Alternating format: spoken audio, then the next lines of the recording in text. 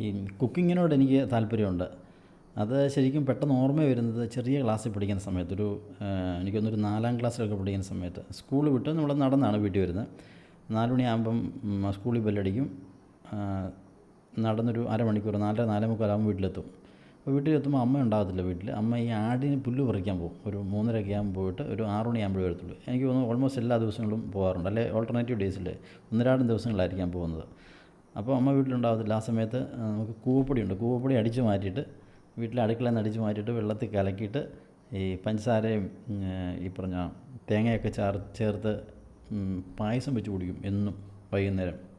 ഒരാഴ്ച കൊണ്ടൊക്കെ വലിയ ടിൻ നിറച്ചുള്ള കൂവപ്പൊടി തീർത്തിട്ടുണ്ട്. അപ്പോൾ അന്ന് കൂവപ്പൊടി കിട്ടുക എന്ന് പറഞ്ഞാൽ നമ്മൾ മേടിക്കുമല്ല, വില കൊടുത്ത് മേടിക്കുമല്ല. കൂവയൊക്കെ ഞങ്ങളുടെ വീട് ഈ തോടിന് സൈഡിൽ വീടിൻ്റെ സൈഡിൽ തോടുണ്ട്. അപ്പോൾ അതിന് സൈഡിൽ ഒരുപാട് കൂവയുണ്ട്. കൂവ മേടിച്ച് ഉരച്ച് അത് നമ്മൾ തന്നെ ഉണ്ടാക്കിയെടുക്കുന്ന പൊടിയാണ്.